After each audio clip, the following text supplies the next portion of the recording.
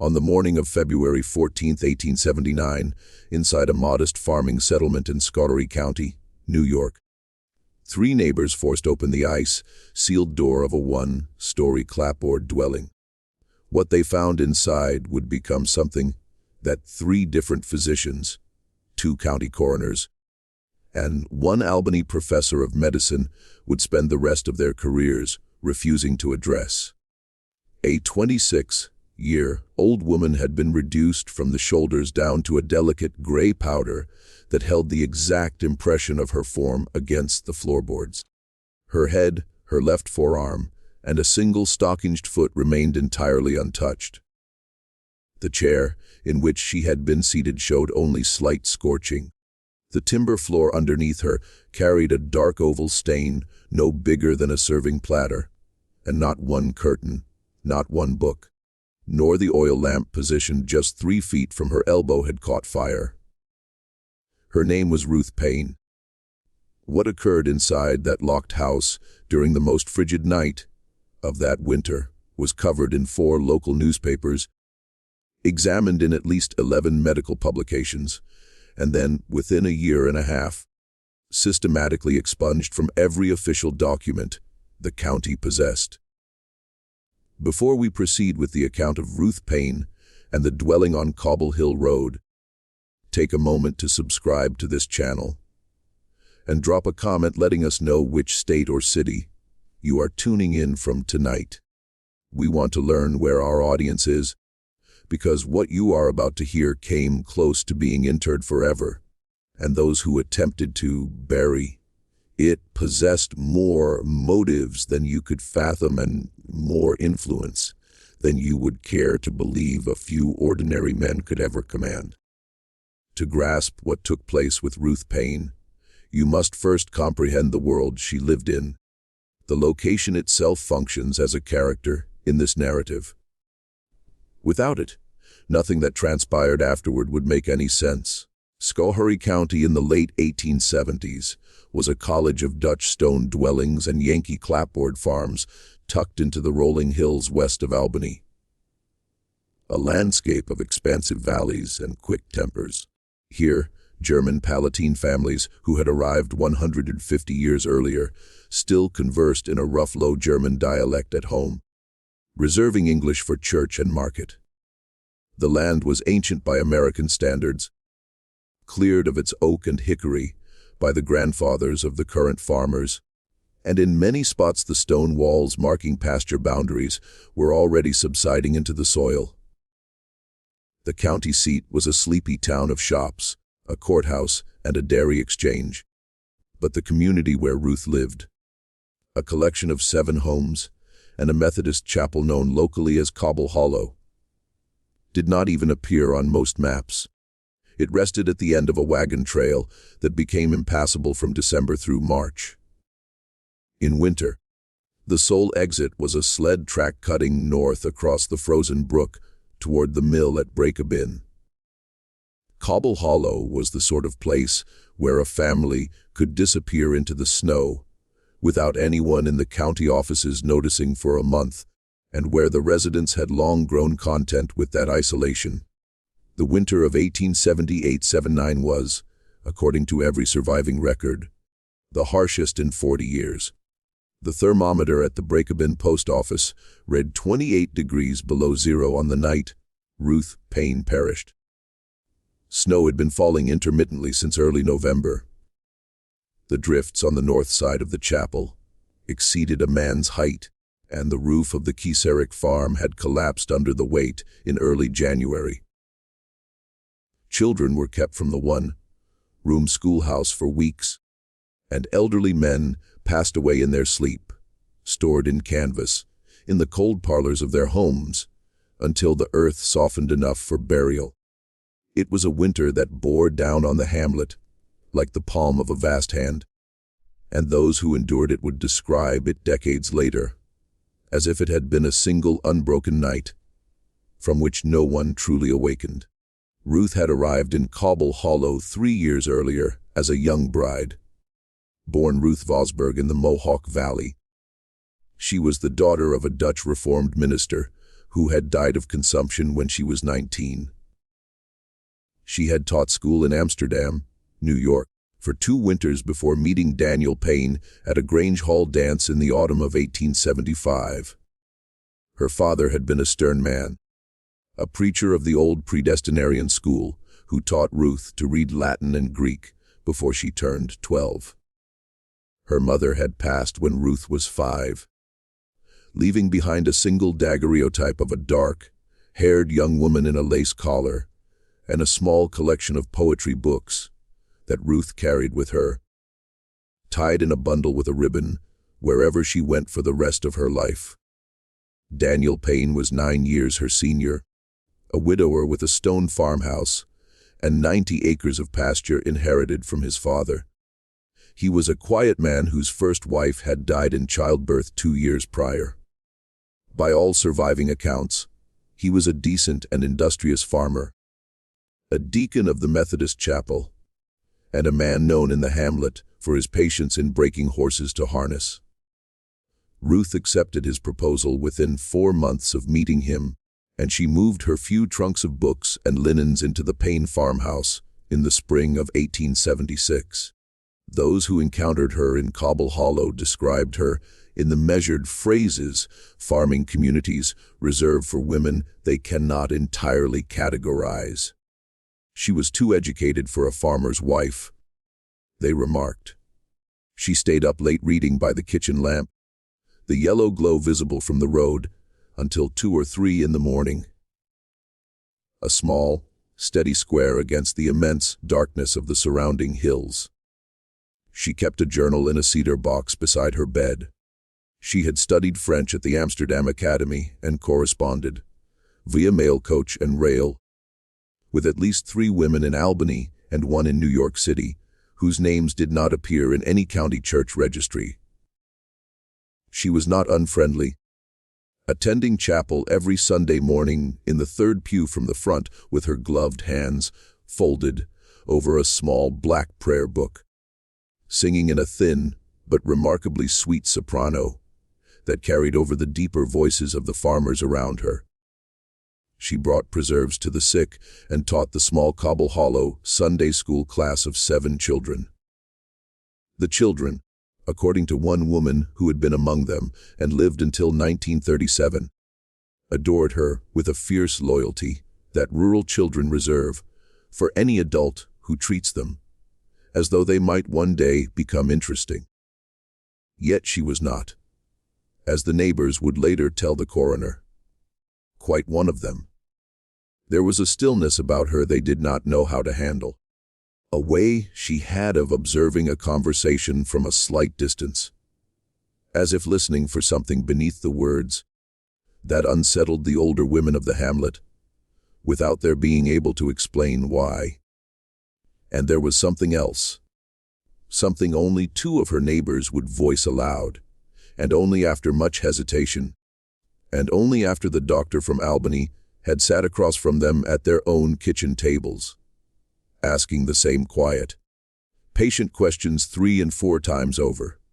In the final 6 months of her life, Ruth Paine had changed. She had grown thinner. Her cheekbones, already prominent, had become sharper, and dark hollows had formed beneath her eyes that had not been there the previous summer. She had stopped wearing her wedding bonnet to church, replacing it with a plain black shawl drawn over her head in the fashion of a much older woman. She had been seen twice walking alone along the frozen brook at dusk, in weather no sensible woman should have been abroad in, her arms wrapped tightly around her body and her breath trailing white behind her in the cold air. On 3 separate occasions, the woman in the nearest house, a widow of 60, who had buried 2 husbands and raised 5 sons, and who did not, by her own account, miss much of what went on in the hamlet, had heard raised voices from the Paine farmhouse in the hours after midnight. Ruth's voice, the widow said, and Daniel's, and sometimes a 3rd voice, a man's voice the widow did not initially recognize. Each time, the widow had stood at her bedroom window in her nightgown, looking across the snowy yard toward the Paine house. Each time, she had seen a single square of yellow light burning in the kitchen window, and shadows moving across that light in a way she would later describe as resembling a slow and terrible dance. And each time, she had gone back to bed, pulling the quilt up around her shoulders and pretending she had not heard anything at all. A widow of 62 in a hamlet of 7 houses does not interfere with what happens in another woman's kitchen in the middle of the night. Even when the sounds carried through the winter air are sounds she does not wish to hear. She would regret that silence, she later told Dr. Tenney on her back porch one July afternoon, for every remaining day of her life. But regret, she added in the same breath, was a poor kind of penance, and the Lord would judge her for what she had not done, just as he would judge the others for what they had.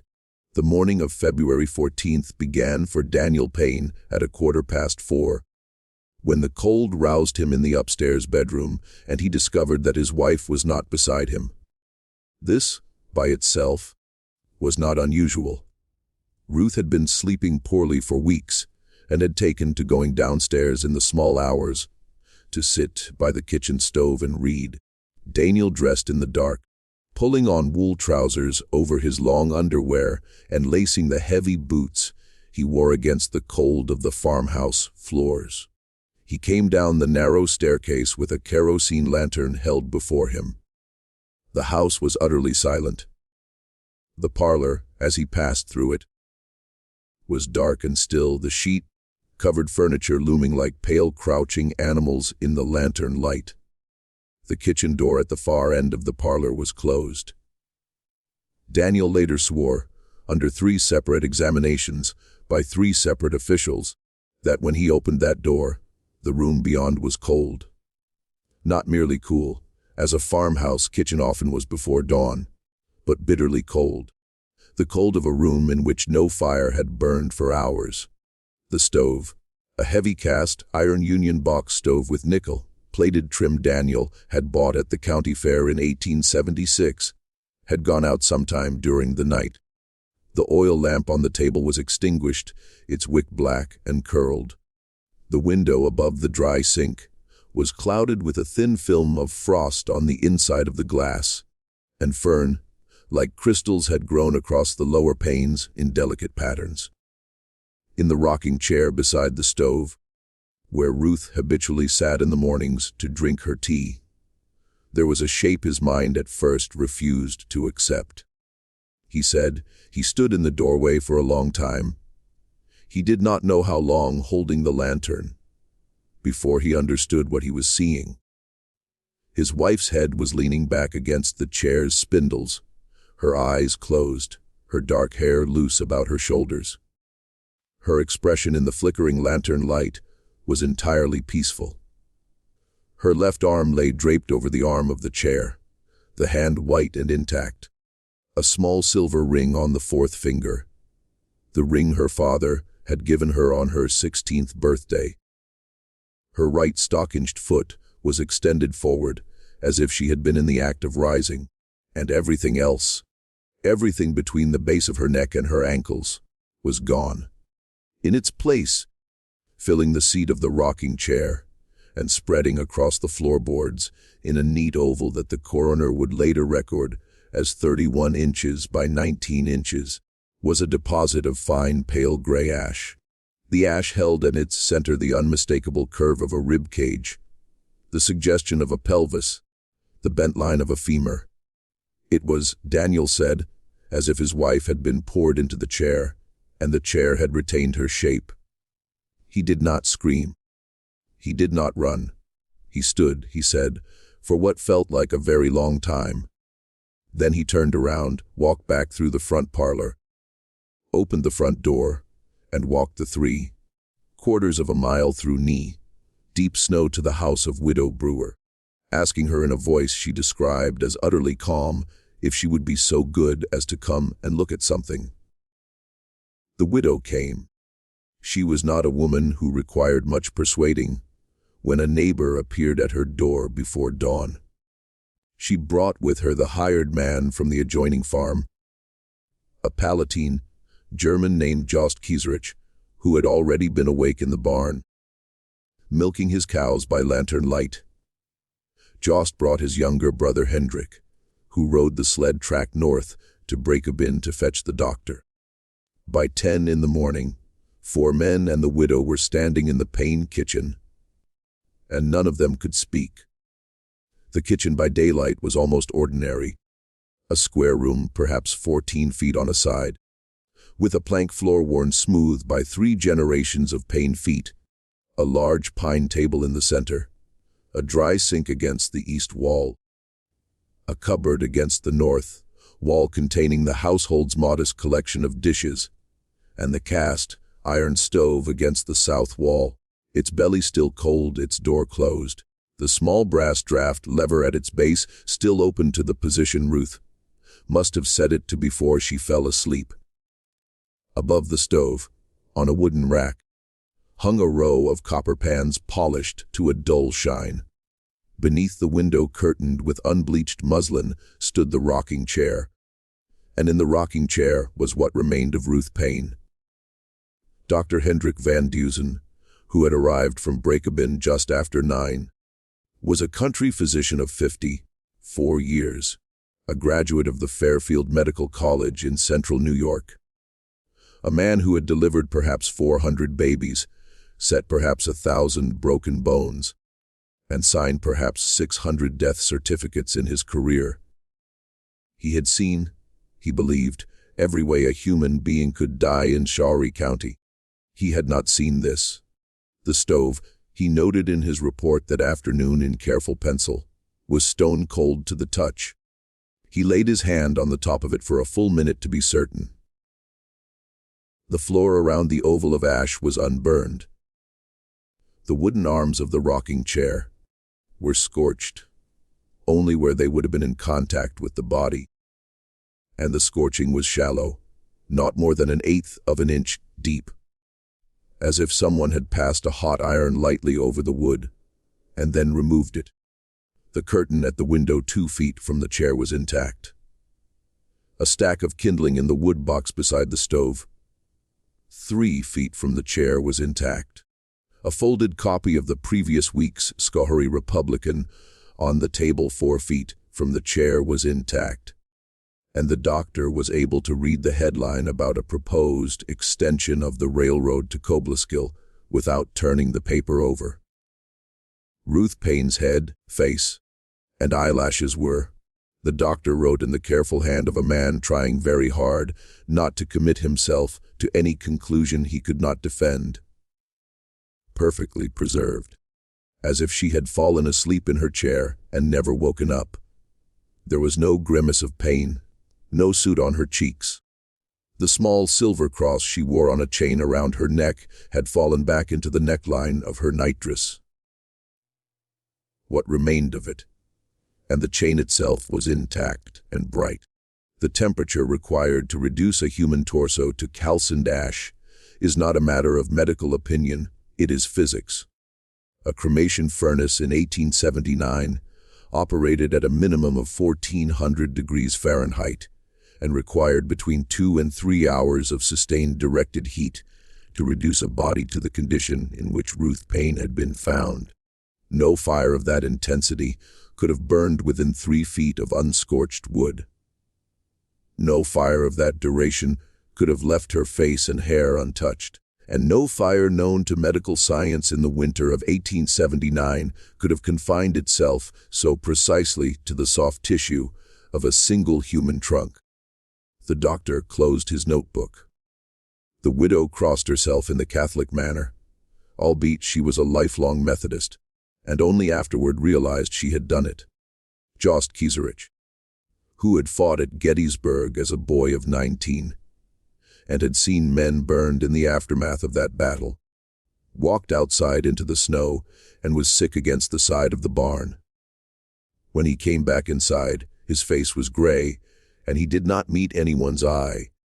There was a discussion that afternoon among the men in the kitchen. Dr. Van Dusen wanted to send for the county sheriff, Jost Kieserichs, whose English was rough, but whose judgment was sound, agreed. Daniel Paine, sitting on a stool in the corner of the kitchen, with his hands folded between his knees and his eyes fixed on the floor, said quietly that he did not want his wife's remains, what was left of her, to become a public spectacle. He said she had been a modest woman and that she would not have wanted to be stared at. He added, in the same quiet voice, that he believed the affliction that had taken her was a medical accident of a rare and terrible kind, and that the proper authority to consult was not the sheriff but the coroner, who could make his determination without the presence of curious neighbors. Dr. Van Dusen, who had watched Daniel closely through this speech, later wrote in a private letter to a colleague in Utica that he had never, in 30 years of country practice, seen a recently widowed man speak about his wife's remains with such precise and premeditated calm. If he had been a man of suspicious temperament, he might have taken that calm itself as evidence. But he was not a man of suspicious temperament. He was a tired country doctor, in the middle of the hardest winter of his life, standing in a kitchen where something impossible had happened. He did what tired country doctors in such circumstances usually do. He accepted the husband's wishes. He sent Hendrik Kieserichs north again on the sled track, not for the sheriff, but for the coroner, and sat with Daniel, the widow, and Jost in the front parlor of the Paine farmhouse, with the kitchen door closed and a sheet draped over the rocking chair, until the coroner arrived late that evening. By then, the ash had begun, in the dry, cold air of the kitchen, to sift very slightly through the cracks between the floorboards.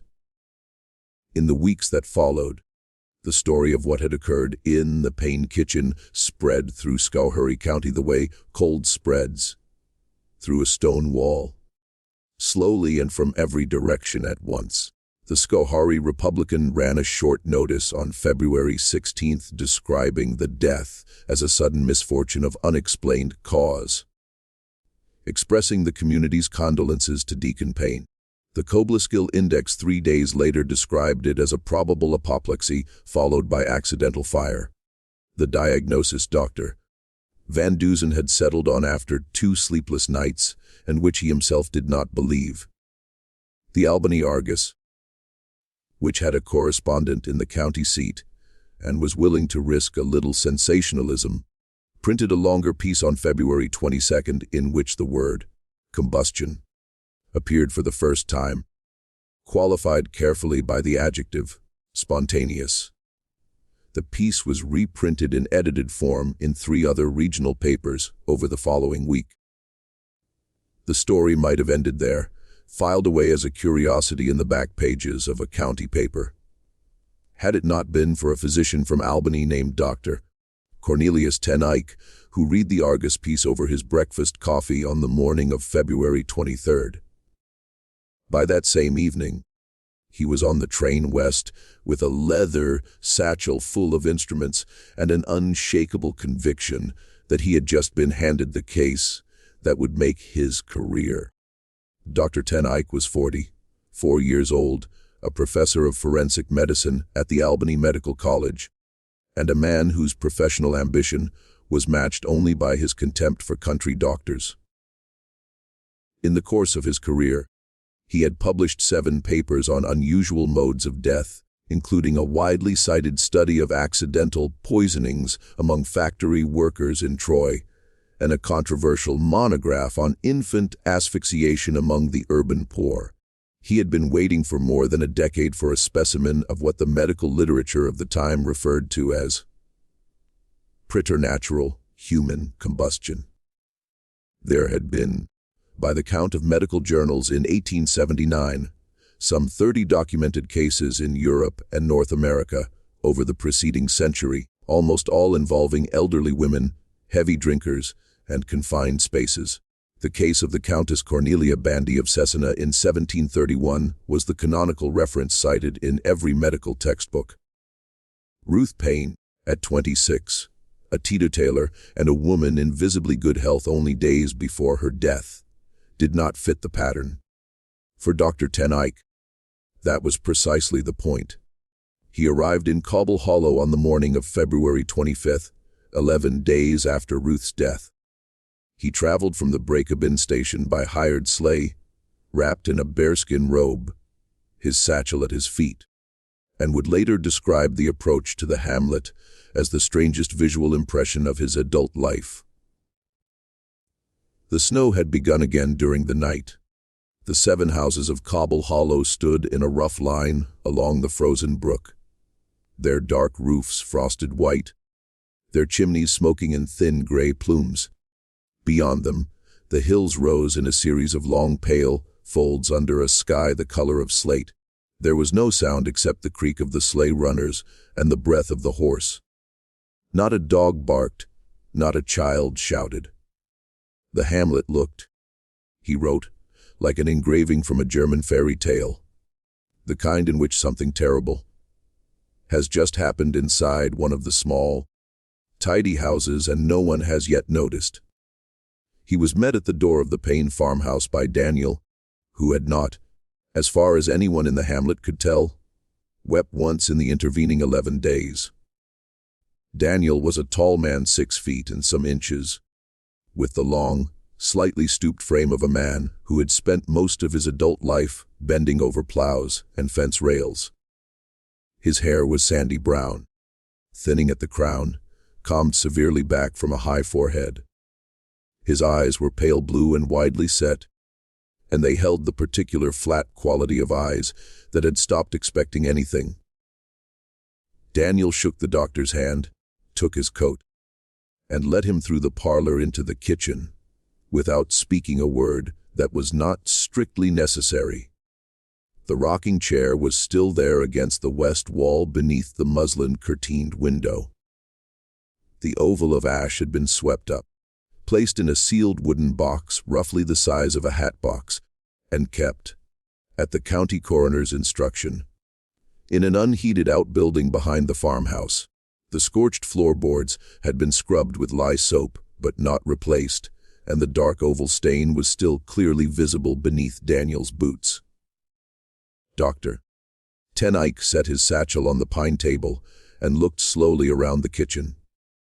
As he looked, he began to notice things the country doctor had missed, things that would, in the weeks to come, unravel the entire story. He noticed first that the rocking chair was not in its natural position. It had been moved at some point before Ruth's death, perhaps 3 feet forward from the wall, into an open area of the kitchen, where there was no obvious reason for anyone to have placed it. The natural position for the chair, given the layout of the room, and the habitual warmth of the stove, was against the wall where it now stood, but the faint wear patterns on the floor showed that it had been dragged forward and then returned. He noticed that the cupboard directly behind the chair, a tall pine cupboard with 2 upper doors and 2 lower doors, contained in its lower compartment a set of ceramic jugs that were, when he opened the door and lifted one, far lighter than they had any right to be. Daniel, when asked what had been in them, said they had held coal oil for the lamps, but that he had used up the supply during the long nights of winter. Dr. Ten Eyck, who had counted the jugs and noted their combined capacity, did not say what he was thinking. He noticed that the floor beneath the rocking chair, where the scorched oval stain was offset, pushed away from the stove and toward the window.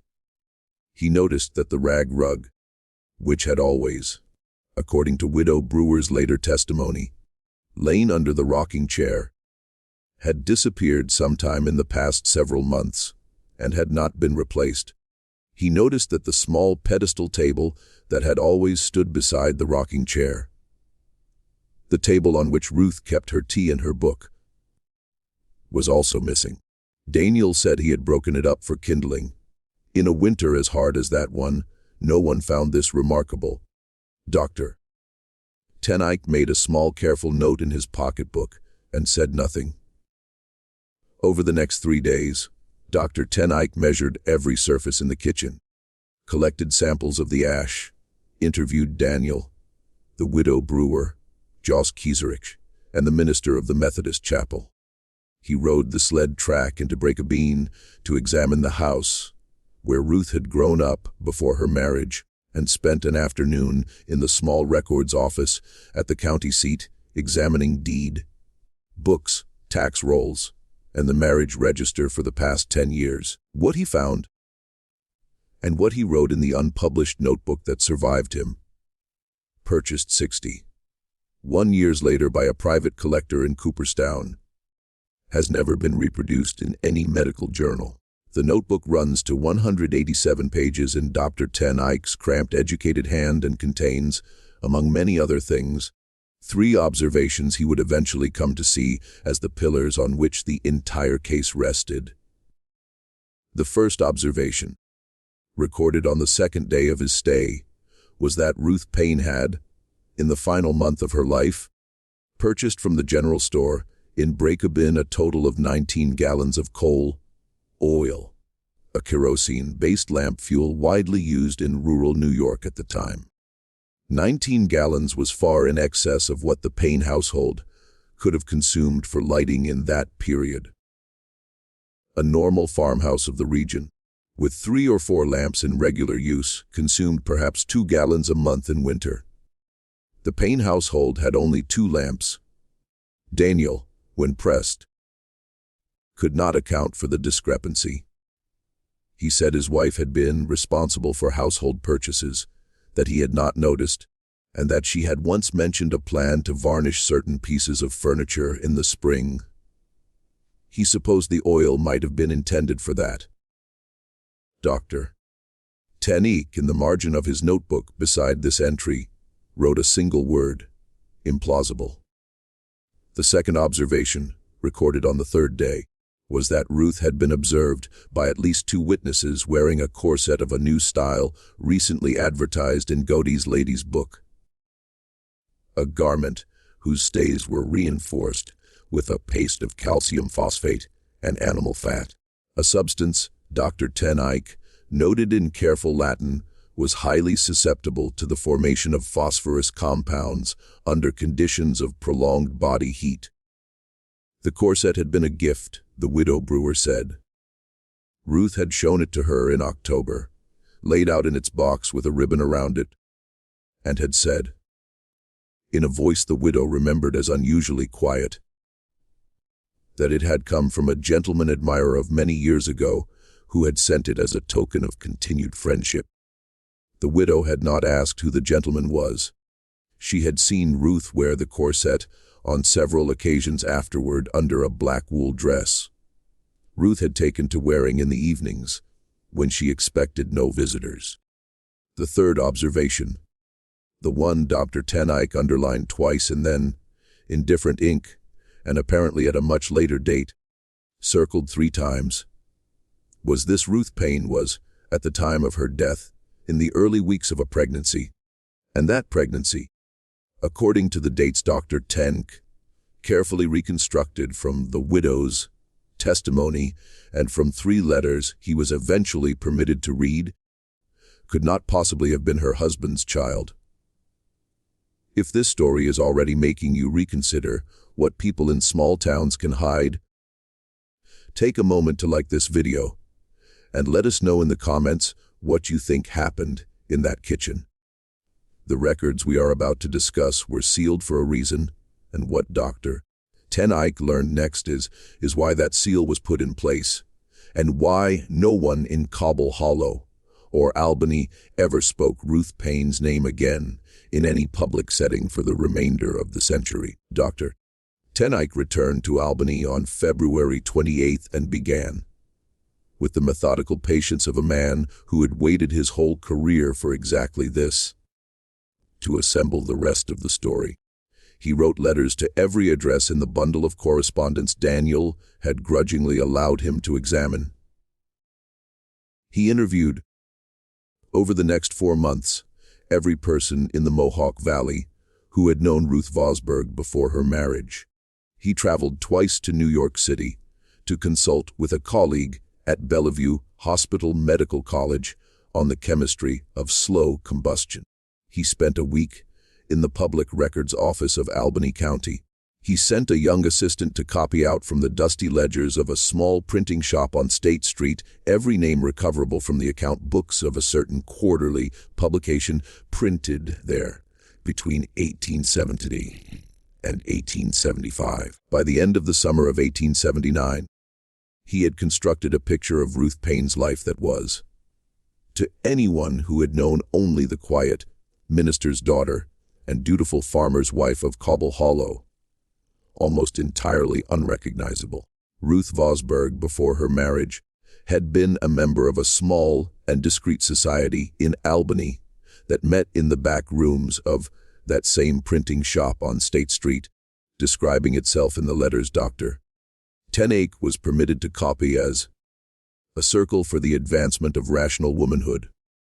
The circle was composed of teachers, a handful of unmarried daughters of merchant families, 2 journalists, and 1 physician, a woman named Dr. Harriet de Forest, who had taken her medical degree in Geneva, Switzerland, some 20 years earlier and practiced, without a license from the state of New York, in a consulting room above a milliner's shop on Broadway. The circle read the works of Frances Wright and Margaret Fuller, corresponded with a similar society in Boston, and a smaller group in Rochester associated with the suffragist movement, and produced on a small hand press in the back room of the printing shop a quarterly pamphlet called The Reasoned Voice, of which no complete run survives in any public library. In ways the surviving letters only hint at, they provided certain forms of practical assistance to women of the city who found themselves in circumstances the law and the churches of Albany would not officially acknowledge. What exactly those forms of assistance were, Dr. Tenake was careful not to set down in writing even in his private notebook. But from the pattern of the letters, the particular professional credentials of Dr. de Forest, and the fact that 3 of the women named in the account books of the printing shop had died in the intervening years under circumstances officially recorded as female complaints. Any reader who understands the medical realities of the 1870s can draw his own conclusions. Ruth had left this society abruptly and without explanation in the autumn of 1875, within weeks of meeting Daniel Paine at the Grange Hall dance. Dr. Tenake came to believe she had left because she had been seen at a meeting by a man who recognized her and threatened. In some manner, the surviving letters do not make entirely explicit, to expose her. Who that man was, Dr. Tenake could not at first determine. But one of the letters he obtained, written to Ruth by Dr. de Forest in November 1878, 3 months before Ruth's death, contained a single sentence that would eventually lead him to the answer. The sentence read, "I fear, dear Ruth, that the gentleman from Cobble Hollow has not forgotten you. If he should come to the house on Broadway again, I cannot promise that I will be able to send him away a second time." The gentleman from Cobble Hollow was not Daniel Paine. Daniel had never been to Albany in his life. The gentleman from Cobble Hollow was, as Dr. Tenake confirmed through the laborious process of tracing property deeds and court records in the Schoharie County Archive and checking them against the Commercial Directory of Albany, a man named Augustus Voorhees, 48 years old, a textile merchant who owned a substantial summer house 3 miles from the Paine farm and spent the months of June through September in the hamlet every year. Augustus Voorhees was a man of considerable local reputation. The 3rd generation of a Dutch mercantile family trading wool and cotton out of Albany since before the War of 1812. He was a member of the Albany Chamber of Commerce, a trustee of 2 banks, a communicant of the Second Reformed Church, and the owner of a 4-story brick house on Washington Avenue in the better part of the city. He was married to a woman of fragile health who rarely left the Washington Avenue house, had 3 grown daughters, all married to respectable men, and by every measurable standard of the 1870s, was a man of unblemished public character. He was also, and this was the detail that made Dr. Ten Eyck set down his pen and stare out the window of his study on the evening of July 2, 1879, the uncle of Daniel Paine's first wife. He was the man who had introduced Daniel to his first wife 12 years earlier at a family picnic at his summer house in Cobble Hollow. He was the man who had paid out of his own pocket for the carved marble headstone that stood in the Cobble Hollow churchyard. Over that first wife's grave, he was the man who, by the testimony of the widow brewer when Dr. Ten Eyck pressed her a second time, had been seen entering the Paine farmhouse on at least 4 occasions during the summer and autumn of 1878. Always while Daniel was out in the far pasture, always staying for more than an hour, and always leaving without speaking to anyone in the hamlet. And he was the man whose voice the widow would eventually confess to Dr. Ten Eyck in a whispered conversation on her back porch on the afternoon of July 15, 1879. She had recognized as the third voice raised in argument in the Paine farmhouse in the small hours of the night 3 times in the final months of Ruth's life. Dr. Ten Eyck was not by temperament a man who jumped to conclusions. He spent the autumn of 1879 assembling what he had learned into a careful scientific monograph intended for presentation before the Albany Academy of Medicine in January of the following year. The monograph argued with great care and an abundance of chemical diagrams that Ruth Paine had died of a rare, but not unprecedented conjunction of physiological and environmental circumstances. It proposed that the calcium phosphate in her corset stays, warmed by prolonged body heat and by the vapors of the 19 gallons of coal oil he had discovered stored in a cupboard directly behind her chair, had undergone a slow chemical transformation, producing small quantities of white phosphorus. It proposed that this phosphorus ignited, either by a stray ember from the stove, or by a momentary frictional spark from her own movement in the chair, initiating a slow combustion confined to the fatty tissues of her torso, a process similar to what was then known among undertakers as the wick effect. It proposed in its final pages, with considerable delicacy, that the unusually low body temperature of a woman in the early weeks of pregnancy, combined with the unusually low ambient temperature of that February night, had somehow permitted the combustion to proceed without igniting the surrounding materials. It was, in its way, a remarkable piece of work. It was also, by the standards of any modern forensic pathologist, almost entirely wrong, and Dr. Ten Eyck, in the last weeks of 1879, was beginning to suspect as much himself. Because in the course of writing the monograph, he had returned to Cobble Hollow one final time on December 12, 1879, nearly 10 months after Ruth's death, and had interviewed for 2 hours in the back parlor of the widow brewer's house a hired girl named Margaret Kieserich, the 15-year-old niece of Jost Kieserich, who had worked in the Paine kitchen 3 days a week throughout the autumn of 1878. Margaret was a slight, dark-haired girl who spoke English haltingly and had refused to speak to Dr. Van Dusen in February or to Dr. Ten Eyck on either of his previous visits. She had changed her mind, she told the widow, because she had begun to have dreams. In the dreams, she said, she was standing in the snow outside the Paine farmhouse, and Ruth Paine was looking at her through the kitchen window, trying to tell her something, and Margit could not hear. The dreams came every night, she said. She had not slept through a night since early summer. She was losing weight, and her mother, who did not know the reason, had begun to fear for her health. Margit said she had decided to speak because she believed that if she did not, the dreams would kill her the way the silence of the hamlet had killed Ruth Paine. What Margit told him, in low Palatine German that the widow translated sentence by sentence, changed everything. She said that on the evening of February 13th, the night before Ruth was found dead, she had been sent to the Paine farmhouse at dusk to deliver a jar of preserves from her aunt. It had been snowing lightly, the last daylight fading, and the path between the houses had been trackless. She had taken almost half an hour to cover a distance that would normally take 10 minutes. She knocked at the front door and no one answered.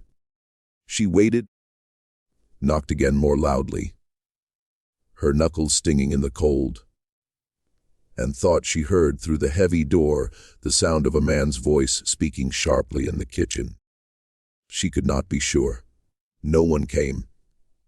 She walked around the side of the house to the kitchen window, intending to leave the jar on the porch where Mrs.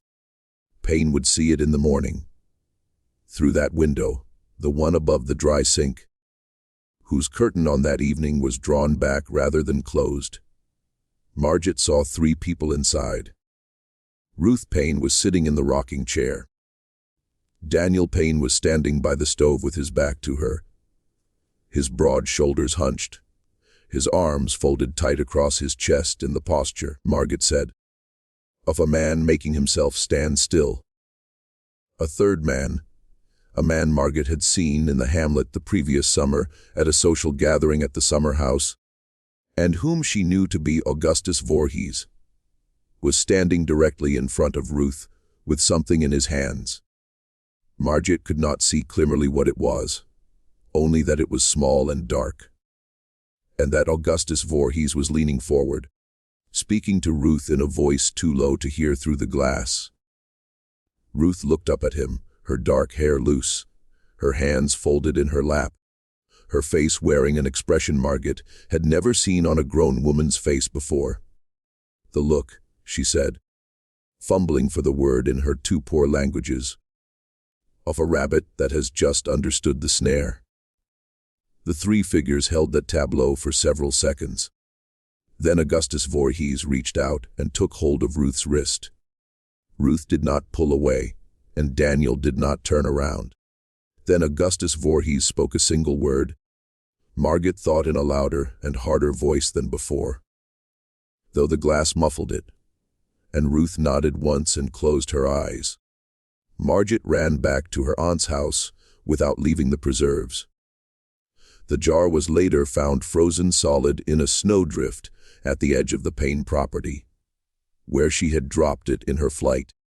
She said she had not told anyone, not even her aunt, because Augustus Voorhees had once given her father a loan during a bad harvest year that he had not yet repaid, and because a girl of 15 in Cobble Hollow in 1878 did not accuse a wealthy merchant from Albany of anything. She said she was telling him now, the doctor from the city, because she could not sleep, and because the face she had seen through the kitchen window had become the face she saw behind her own eyelids every night, and because she believed, though she could not prove it and did not expect the doctor to believe her, that whatever had happened in that kitchen after she ran away had not been an accident, and had not been natural, and had not been anything the chemistry in the doctor's books would ever explain. Just when we thought we had understood what happened to Ruth Paine, the horror in Cobble Hollow begins to take a different shape entirely. If this story has you in its grip, share this video with someone who loves the darker corners of American history.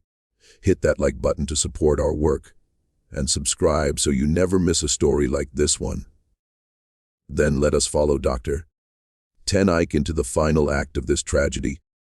because what he did with what Margaret told him is perhaps the most disturbing part of the entire case, and the part that for more than a century no one was willing to place on the public record. Dr. Paine returned to Albany on the evening of December 14, 1879, carrying in his satchel the notes of his interview with Margaret Kieserich and a small muslin bag containing a sample of the ash swept from the Paine kitchen 10 months before. He went not to his house on Elk Street, where his wife was waiting with a late supper, but directly to his laboratory on the second floor of the medical college. Working through the night by the light of 2 gas burners, he performed a series of chemical tests on the ash he had not previously had the opportunity, or perhaps the motivation, to perform. He tested for standard combustion residues, for the specific compounds expected from the wick effect theory, and, on a hunch he could afterward not explain, for compounds associated with industrial and military accelerants.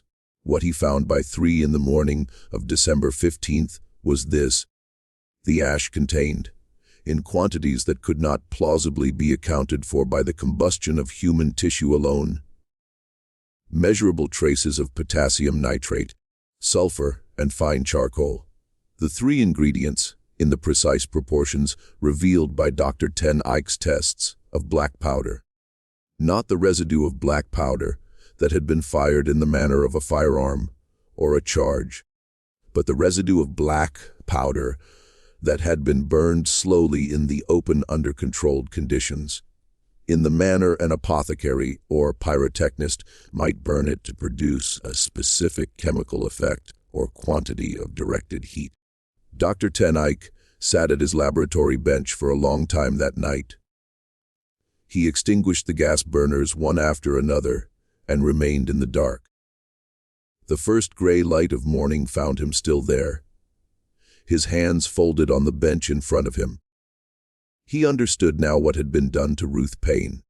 He understood that the heat required to reduce her torso to ash in the manner he had observed, within the time available, without igniting the surrounding room, could only have been produced by a deliberate and expert application of a slow, burning accelerant packed around her body, probably while she was unconscious or restrained, and ignited in a manner directing the heat inward, rather than outward.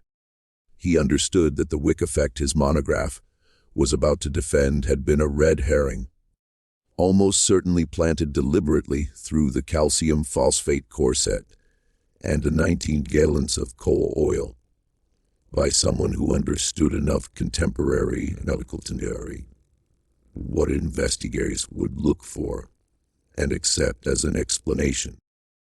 He understood that the agent of combustion had been human, not natural. He understood that the work required a knowledge of chemistry a country farmer, like Daniel Paine, could not have possessed, but that a textile merchant who bought and sold dyestuffs, bleaching agents, and industrial accelerants across 3 states, a man like Augustus Voorhees, could have acquired without great difficulty. And he understood, finally, and with a cold clarity that made him put down his pen and walk out into the snow on State Street at 4 in the morning, that what he had been investigating for the past 10 months was not a case of preternatural combustion at all. It was murder, executed with extraordinary care, disguised as a wonder of science, to ensure no one would ever look for a murderer. He walked that morning from the medical college all the way home to his house on Elk Street, nearly 2 miles through streets, empty except for the milkman's wagon and a few lamplighters extinguishing the last gas lamps. He did not feel the cold. His mind was working through a series of problems whose dimensions he was only beginning to understand. If he made his findings public, what would become of Ruth Paine's memory? Whose affair and pregnancy would become the central fact of the story, and whose killers might well escape prosecution on technicalities of evidence? If he went to the sheriff of Schoharie County, whom would the sheriff actually investigate in a county where Augustus Voorhees was a long-standing political donor and personal friend of two sitting judges?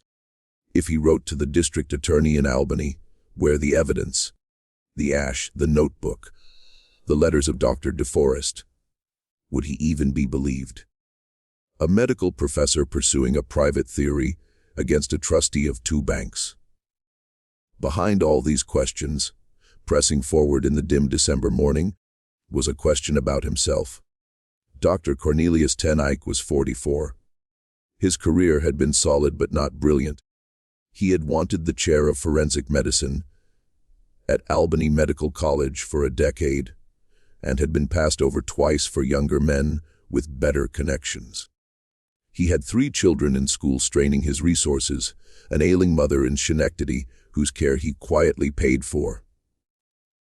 He was a man with a family, a reputation, and a mortgage, and he was about to attempt to bring a criminal prosecution against a man who could, with a single letter on the right stationery, destroy every one of those things without leaving any visible fingerprints.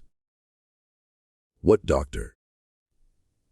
Ten Eyck did next is the part of this story debated by the few scholars who have known enough about the case to debate anything. For nearly a century and a half, he did not go to the sheriff of Schoharie County. He did not publish his findings. He did not, as far as any record shows, speak of them to another living soul. Not to his wife, not to his colleagues at the medical college, not to the young assistant who had helped him prepare the chemical tests and would afterward be sent away on an unexpected teaching assignment in Binghamton. He did, on the morning of December 17, 1879, write a letter to Augustus Voorhees at his residence in Coldest Hollow. The letter itself has not survived, though Dr. Ten Eyck made oblique reference to it in a single line of his notebook, dated December 17th, letter sent to A.V. at the Hamlet. Certain matters laid before him in confidence. Response awaited. But the reply Augustus Voorhees wrote 3 days later. On December 20th, on heavy cream letterhead from the Voorhees Textile Company of Albany, was found folded carefully into the back of Dr. Ten Eyck's private notebook 60. 1 year later, when the notebook was purchased at auction, the reply is 11 lines long. It thanks Dr. Ten Eyck for his discretion. It expresses confidence that the doctor understands the painful necessity of certain private arrangements in cases where the reputations of families, the stability of communities, and the honor of the deceased herself are at stake. It promises, in language so courteous it takes a moment to understand what it is promising, that Dr. Ten Eyck's advancement within the medical profession of the state of New York will henceforth be assured. It mentions, as if in passing, almost as an afterthought, that a vacancy has recently opened on the Board of Trustees of the Albany Medical College, and that the board has been considering candidates of suitable distinction, and that the writer's own modest influence with 2 sitting trustees would, should the doctor find himself inclined to accept such a position, be placed entirely at his disposal.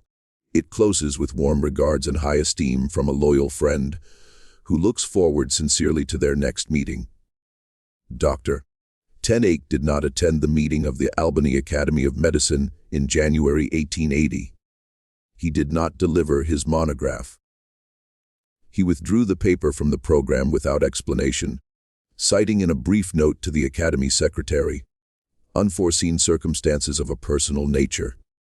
He filed his notes, folded the letter into the back of his notebook, placed the notebook in a locked drawer of his desk, and over the course of the following year was quietly appointed to the Board of Trustees of the Albany Medical College. He served on that board for 22 years. He published 4 more papers on unusual modes of death, none concerning the case of Ruth Paine. He died of a stroke in the spring of 1901 at 66. in his armchair in his study in Albany, the evening edition of the newspaper folded across his knees. The notebook was found by his granddaughter, a schoolteacher named Elizabeth Ten Eyck, in the bottom of a cedar trunk in the attic of the family home on Elk Street in the summer of 1940 during the emptying of the house after her father's death. She read it through in a single afternoon, sitting on an overturned box in the dusty heat of the attic. She did not speak of it to her brothers. She sold it 3 months later to a private collector in Cooperstown for $75. The collector who bought it was, as it happens, a distant cousin of the Voorhees family of Albany, and the notebook has remained in the collection of his descendants ever since.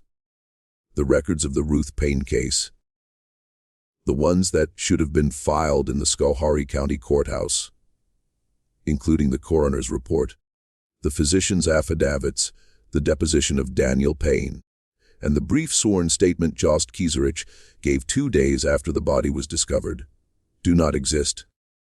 They did exist once, Dr. Ten Eyck cites them in his notebook with specific file numbers and specific dates. But in the summer of 1880, 6 months after Dr. Ten Eyck received his appointment to the Medical College Board, the Schoharie County Courthouse suffered a small fire in its basement archive. The fire was contained to a single storage room, attributed in the brief report of the county fire marshal to a defective kerosene lamp left burning overnight in a corridor outside the archive. It destroyed, according to the brief notice published in the Schoharie Republican on August 9, 1880, a quantity of miscellaneous papers of no great consequence. The papers included, among others, the entire coroner's file for February 1879. They also included the docket of property transactions involving the Voorhees family for 1877-79, the marriage register for the Combustion Hollow Methodist Chapel for the same period, and the complete run of local tax assessments on the Paine farm for the 5 years preceding Ruth's death. No other records in the archive were damaged. The defective kerosene lamp, extensively mentioned in the fire marshal's report, was never produced as evidence. The corridor in which it had supposedly been left burning was not, according to the testimony of the courthouse janitor, who read the report 3 years later, and shook his head, a corridor where any lamp was ever kept. Daniel Paine sold the farm in autumn 1880 to a buyer who paid considerably above market rate, represented in the transaction by a law firm with offices on Washington Avenue in Albany.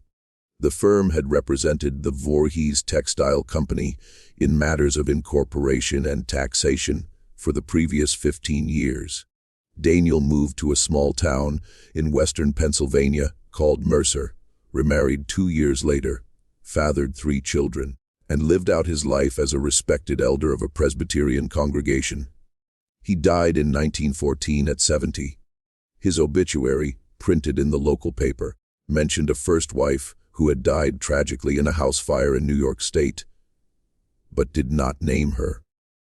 His second wife, according to a granddaughter interviewed by a folklorist in 1968, said only that Daniel had been a good husband, but a silent one, and that in his last years he had taken to sitting up in the kitchen until 2 or 3 in the morning alone, with a single lamp burning, looking at nothing. Once, the granddaughter said, her grandmother had come down in the night to find him weeping silently, his face in his hands.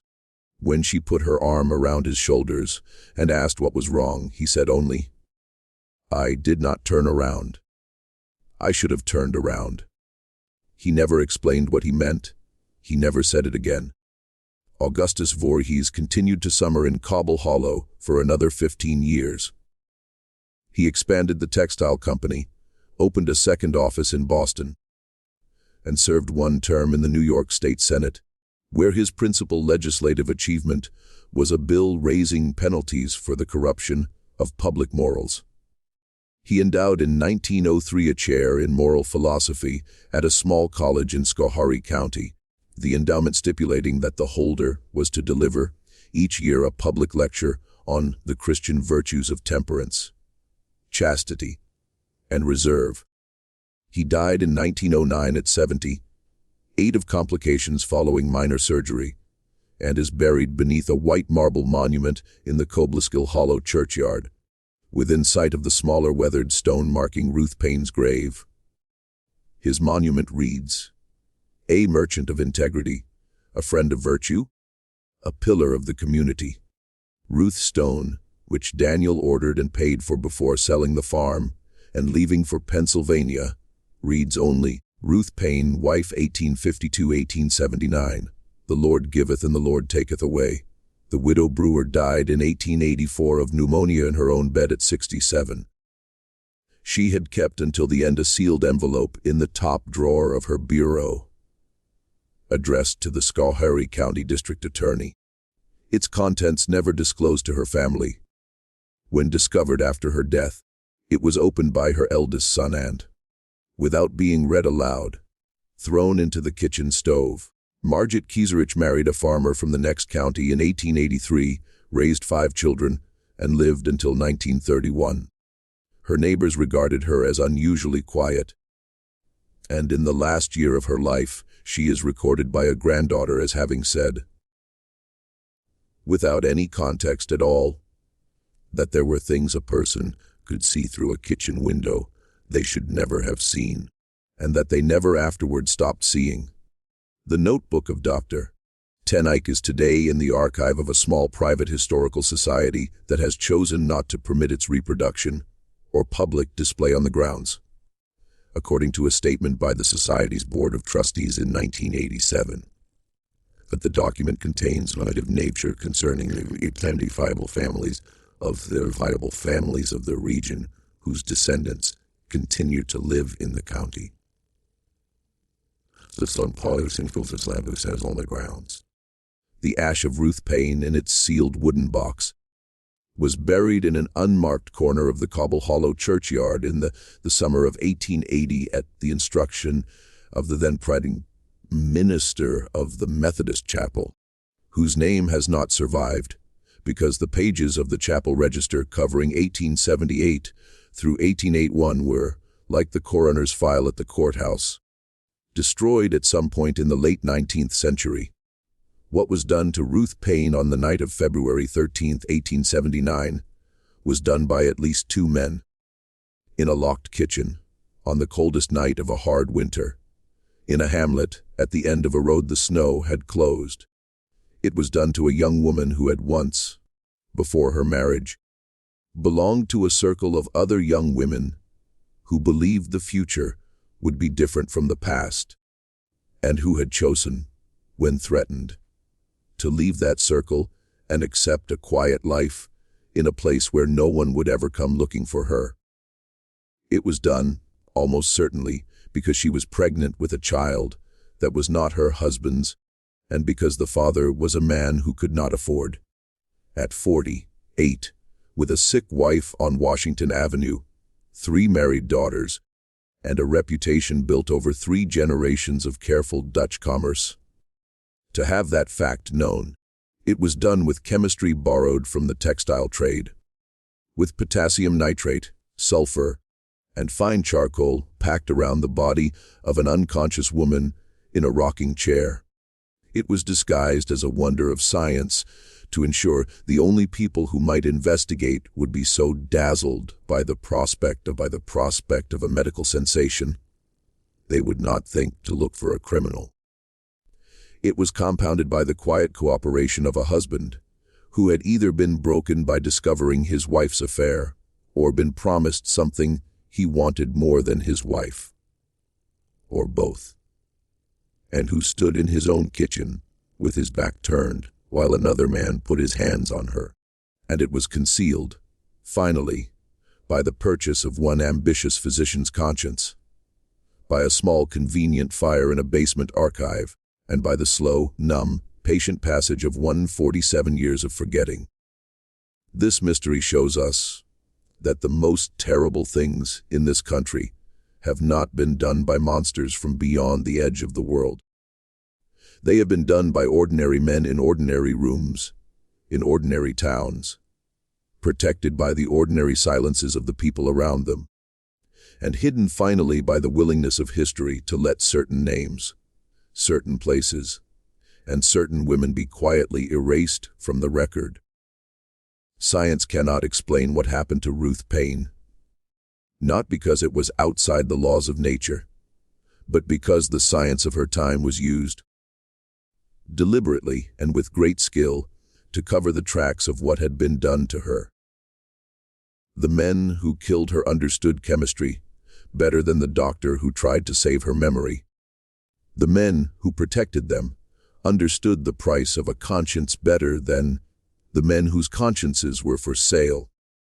And the community around them understood, with the terrible practical wisdom of small places, that there are questions it is better for everyone concerned never to ask aloud.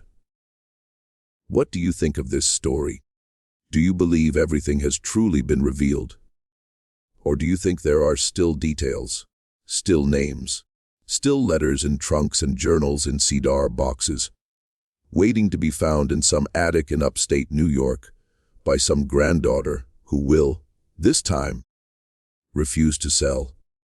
Leave your comment below. Tell us what you think Daniel Paine was doing in that kitchen, and whether you believe he knew. And whether you believe there is any forgiveness for a man who stands with his back turned, while someone puts their hands on his wife. If this tale has held you, subscribe to the channel, turn on the notification bell, so you never miss what we uncover next. And share this video with someone who understands that the darkest history is not what we were taught in school, but the history someone once went to great trouble to ensure we would never hear. See you in the next video.